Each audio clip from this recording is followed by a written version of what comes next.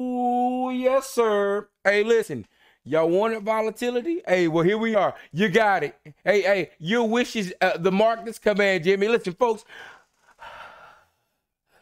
bring it in. You got to bring it in. Bring it in, people. Bring it in. Come on now. Get in. Get in. Get in. Run it up. Run it up. Run it up. Run it up. One more for the boat. All right, listen.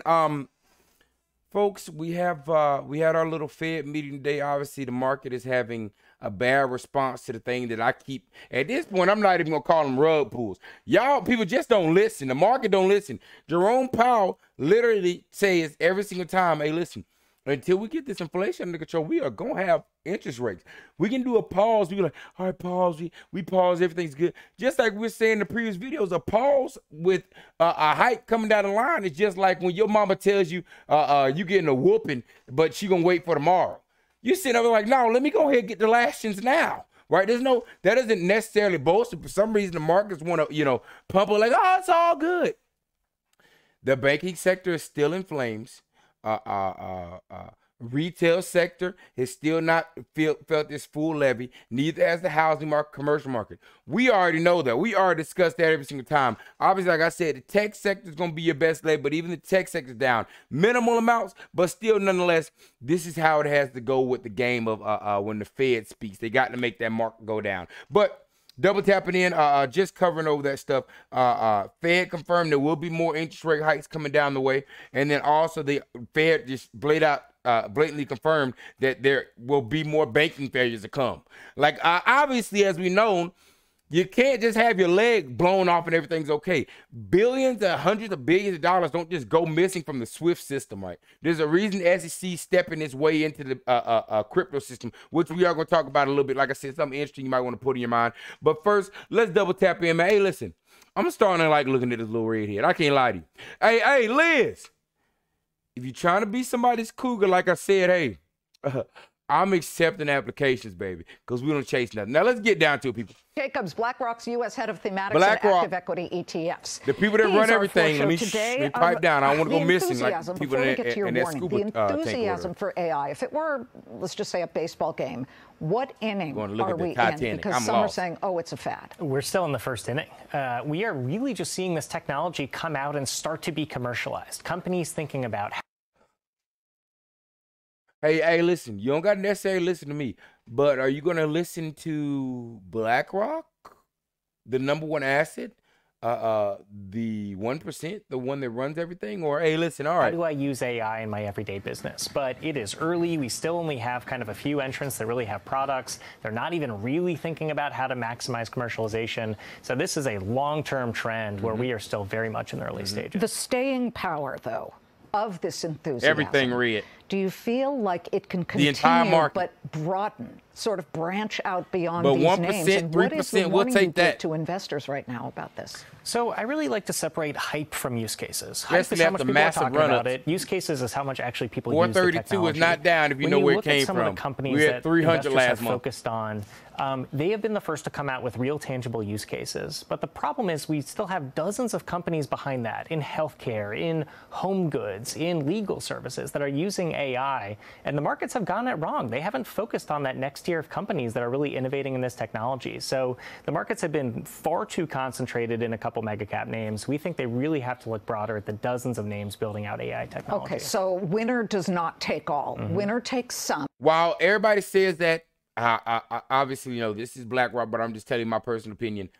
We don't know who the winners are yet. Like you said, there's multiple. Y'all could go right down the list of all the people that's thrown AI into their, their process now. But I'm not sitting there trying to dwindle down through all these to see who's going to be the most profitable. How about I go for the person, NVIDIA, Microsoft, Apple, Tesla, the people that are the creators of the chips that all these companies are going to use. You see how my mentality works off? And of course, don't get me wrong, we're going to have more of those plays down the line, similar to Intel or C3I, once we figure out who the winner is. But like he just said, we're in the first quarter of this. AI just got here, and it's promising 30+% gains each year over and over. Come on now. The winners right now have been That's Microsoft huge. Alphabet, maybe NVIDIA. And as we cycle through some of the iShares ETFs that you have that focus on this, let that go. Folks, they have had incredible run-ups. The stocks, obviously, that's the semiconductor what was ETF. the price they last down today because listen, they've had a great run-up, so obviously they're selling off a bit. But what a big move here, up 47% year to date. Your expanded tech sector ETF up 41%. iShares U.S. Tech Breakthrough. What's in something like that? That's seen a 40% gain. So we're looking across the world at really these opportunities in technology. We're looking at things like AI, we're looking at genomics, we're looking at robotics, cybersecurity, a lot of these really disruptive technologies that, to go back to your analogy, are still early. Investors are picking up on it. They're starting to see use cases of how this technology can change our everyday lives, but we're still in just the first few innings of a multi-decade trend. So these products, our thematic ETFs, are really trying to target long-term trends and give investors opportunities to access those early in their life cycle. What about the IBLC? That's the iShares Blockchain Tech ETF that launched and is up 87% year to date. So this is another one of our 27 megatrends. We're looking at blockchain technology as kind of a leading disruptive technology.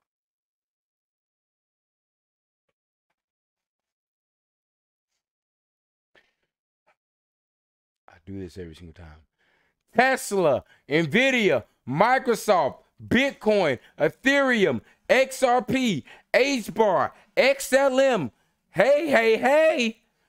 If you don't tech your tech and tech, you're going to be sad because you ain't going to have a little tech with the side of your tech. I'm telling you now. Technology that could change everything from supply chains to how we think about legal contracts going forward.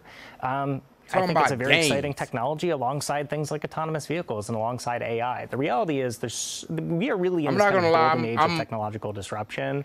What I'm getting close to picking up some riot. How do you plant a lot of seeds in these early technologies and hope we kind of see some very rapid growth going forward. I'm not going to lie to you. When you look at blockchain, it transitions to the concept of Bitcoin. I know you can't talk about the BlackRock fund that you filed paperwork for a Bitcoin ETF, but if you talk in generalities about how long... This is actually what I was going to speak on, guys, at the end of the video, but like I said, we're going to cover a little bit of the positive and possible negative of this, but like I said, huge movements. It takes for the SEC to approve or reject. How long did it take for it to approve the IBLC?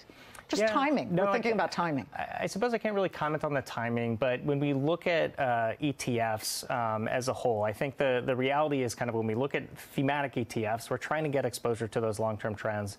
There's a long history of thematic ETFs that have been coming out. Yeah, but he owns the Federal Reserve. So BlackRock owns them. We've seen a lot of uptick from investors in this space. They own the SEC. A lot of uptick SDC. from professional investors building models around this. Whether it's an ETF in specific energy, drillers, or whatever it may be, how long, on average, is the process before you get a yes or no from the SEC? I would say it depends. It really depends. Yeah, because you look at all that they have on their plate that they're looking at, and there's a lot of demand because you've got Van Eck, you've got a whole bunch of other different companies that are filing all different kinds of ETFs, whether they be Bitcoin or something else, and all of those guys have been rejected. So as we wait on that from BlackRock, at the start of the year, people talked about growth stocks, and they talked about how that was it. The consensus was, forget it, this is not going to be the year for growth. Yeah. They've been proven wrong. Yeah. The Say it again, Liz. was really on the wrong side of this one. I think if you look at most outlooks, it was really focused on value, and it made sense. We were in a rising interest rate. Guys, this ties back in to why I say today is irrelevant. All this, guys, if you've been in the market, this happens damn near every single time that there's a Federal Reserve meeting. You're going to have this the questions that were set up there was almost like it was scripted. Nothing but FUD to shoot up in the, as a caveat, I guess, to try to slow down what's going on. But understand that it's getting to the point to where these Federal Reserve meetings are going to be irrelevant. Like even the dip that came off this, yes, the market's red, but minimal amount of red realistically. Everything's red, but it's 1%, 55 basis points, things like that. They're starting to lose their grasp on it. But just how it was called earlier, where I was like, I knew that we were going to have these leg ups and jump ups in our growth, was simple fact that institutional investors, big money, has been on the sidelines or high in cash or high in bonds, expecting for growth not to make any moves. And now they're having to reallocate. The power is coming in, the force is coming in. Understand that if you're talking about buying in dollar cost averaging, time is now to be buying into these companies. Even if you get one share like my boy Jay Clark, the point is the money's growing up and it's the start of building that portfolio, start of building of that accumulation of those holdings. Because I'm telling you now, if it's one thing I do know, I know the Elon Musk head is about 75 inches by 75 inches in reality. If your head's that big, you got something going on. That's all I'm saying. That's all I'm saying. Historically, value stocks do very well in rising interest rate environments. But what's happened is really kind of two important things. One is interest rate increases have moderated, and we just saw J-Pow continuing to talk about that moderation. Right. And the second piece is AI has come out of nowhere as the leading technology for 2023 and beyond. Ooh. So it really reframed how people were thinking about growth. One is we didn't have to worry as much about interest rates. The second piece was the expectations for the growth of technology stocks really started getting ratcheted up higher. Jay, how many ETFs does iShares BlackRock have? Hundreds, thousands? We have over 390 in the U.S. right now. Okay, in the U.S. It's unbelievable. Really are the world's largest asset manager. What do you say? Like ETFs, it gives them a big exposure to a bunch of names so that they're not the world's largest asset manager. And people like ETFs, it gives them a big exposure to a bunch of names so that they're not overly exposed to one name in particular that may or may expectations for the growth of technology stocks really started getting ratcheted up higher. Jay, how many ETFs does iShares BlackRock have? Hundreds, thousands? We have over 390 in the U.S. right now. Okay, in the U.S. It's unbelievable. I was like, how do you have 390,000 ETFs? People like ETFs, it gives them a big exposure to a bunch of names so that they're not overly exposed to one name in particular. Yeah, and BlackRock owns all of them, so just keep that in mind. Thank you. Jay Jacobs. Hey, another good interview by our little cougar here, guys. Double tapping in, guys. Obviously, you said we got our red, and of course, it's gonna market makers, those who are creating this play and holding this play, are gonna take the this time to use their time to try to bring the price down. We came in a correlation understanding, at least from my opinion, that one, we know that in 6 more market days, we're gonna have our court hearing. Like I said, with that viewpoint that was brought in by Lou, that this was a setup, retail wedged in the middle of a setup for somebody buying. Guys, there's 2 pivotal things that we must understand about AMC. One, center markets at $20.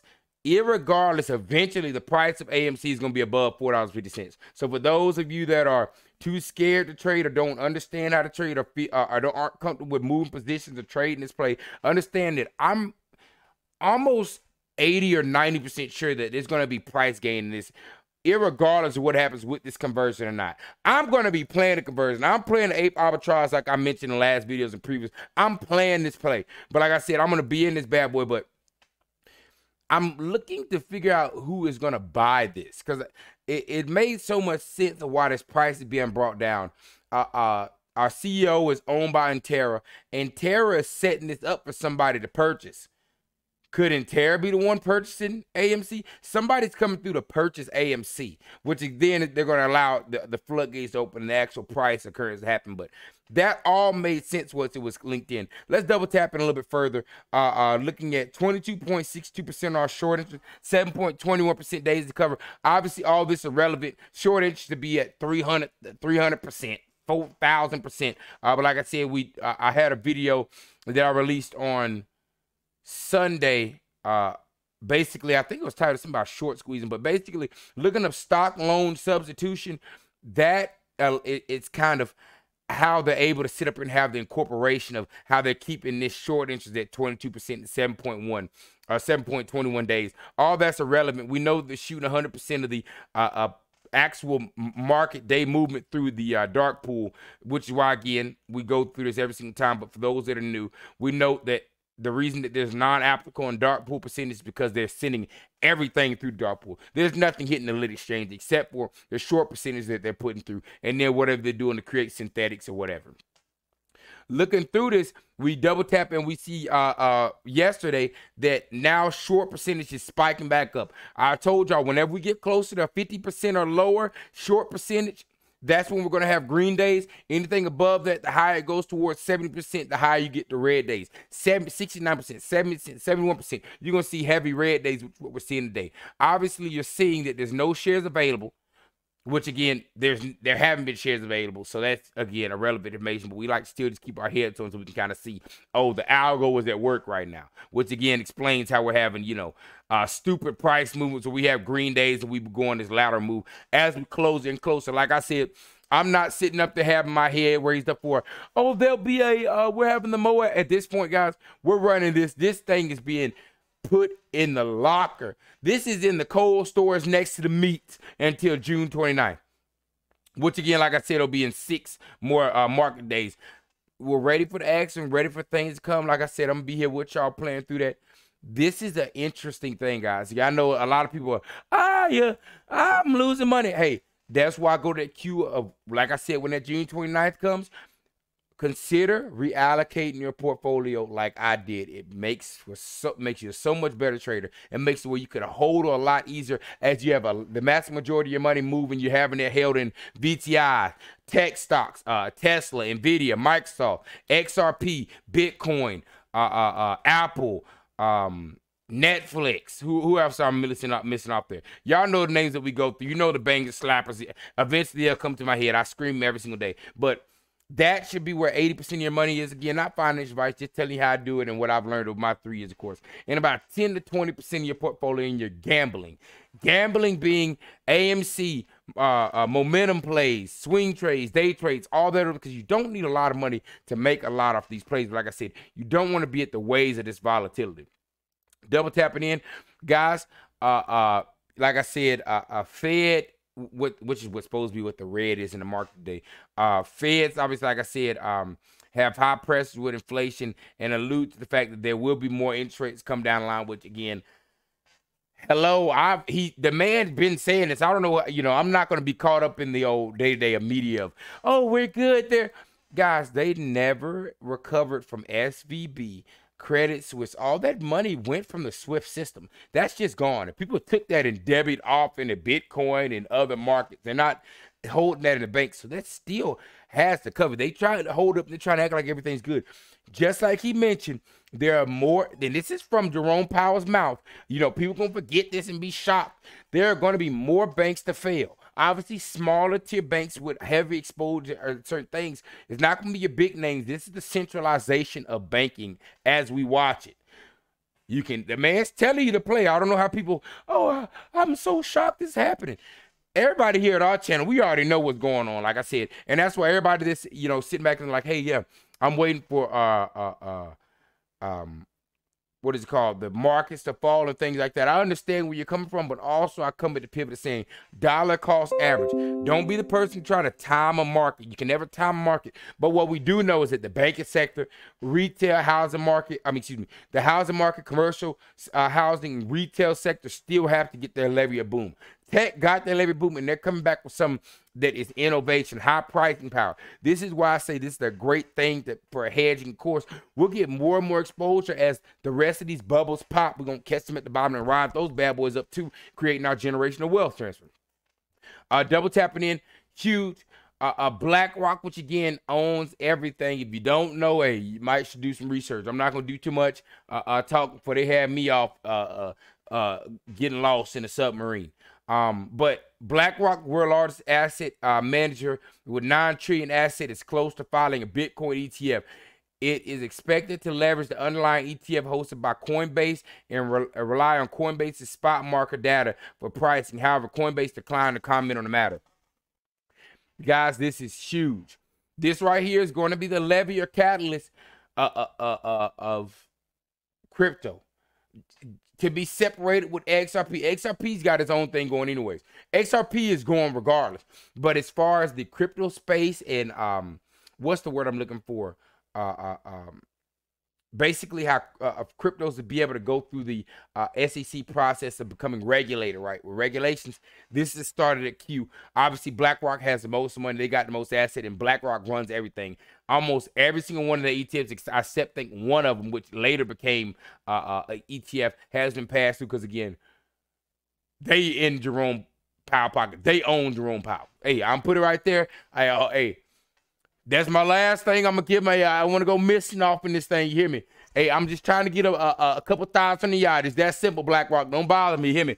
Don't bother me. I got no problem with y'all. But putting this in, I just want people to have this on the head. You've got the massive in the making of the boom of the crypto, which is why you're starting to see the price moving of crypto going up because of this.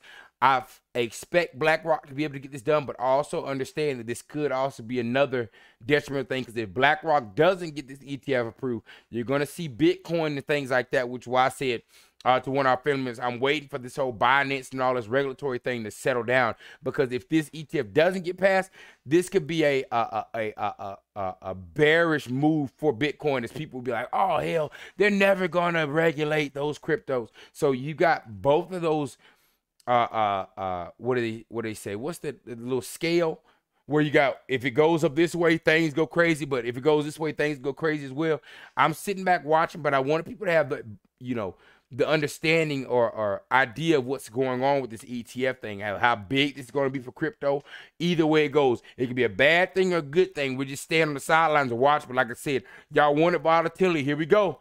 Things about to get zesty. But one last little tech in, just so y'all can see the crypto space. Bitcoin up 5%, Ethereum up 6%, XRP up, going up to 2%, guys. Y'all see top 6. Cardano down here up 6%. This is giving me big vibes that people know what's going on. And of course, another play that I hold, guys, do not jump in this with more than about $30, $40. This is literally a meme coin. This is to not be played. This is not XRP. This is not Bitcoin. This is not a hodl. I put in 40 bucks, got 33 million in these bad boys, but we up. You hear me? Pepe coin. This is the meme momentum coin play. Y'all take a look at it. Like I said, I use Uphold to purchase these things. Like I said, I still have this on the exchange. I don't even move this off the exchange because, like I said, this is purely a trade for me. Like I said, 33 million. There's a lot of momentum behind this. Like I said, y'all see how this pop happened. And then it went up to, I think, 20 at one point. Settled back down, and now we're running back up again. I like what I'm seeing. The crypto market is starting to wake up a little bit. Like I said, I'm not diving in fully. I dive in fully my XRP, but as far as like Bitcoin, it's hitting that 30,000. Like I said, y'all gotta understand, Bitcoin can run up massively. I still dollar cost average in with $100 here, $100 there. But as far as like going thousands, things like that, I'm holding off just until I see how this thing is playing out with this Binance, because y'all gotta understand, SEC's at Binance's throat. That's gonna cause a situation. And the BlackRock ETF is putting in a lot of momentum as well. But like I said, this could be a thing where it could be a rug pull if it doesn't go through, and it's going to be a rocket shot if it does go through. And that's what we're sitting on the sidelines just waiting for. But one thing I can notice, there was a lack of liquidity for Bitcoin, as a lot of these big names pulled their coins off exchange and pulled them into their wallets like they know something's coming. Like they know it's about to be a value spike in this. So we're sitting on the sidelines watching that bad boy. But like I said, guys, money making is the thing that we're doing over here. We just need what? By 7 thoughts on about 2 different yachts. Because I realize I don't want y'all boys to have to be seeing over. Like I said, I'm being that thing with that G-string swinging.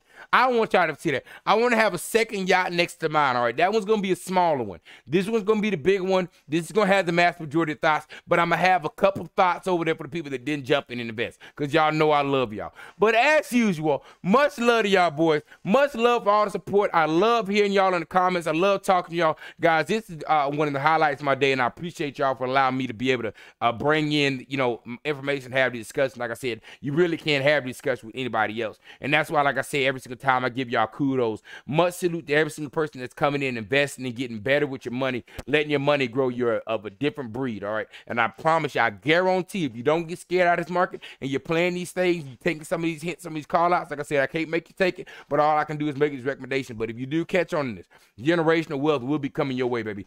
Y'all know what's next, don't you? Yes, sir!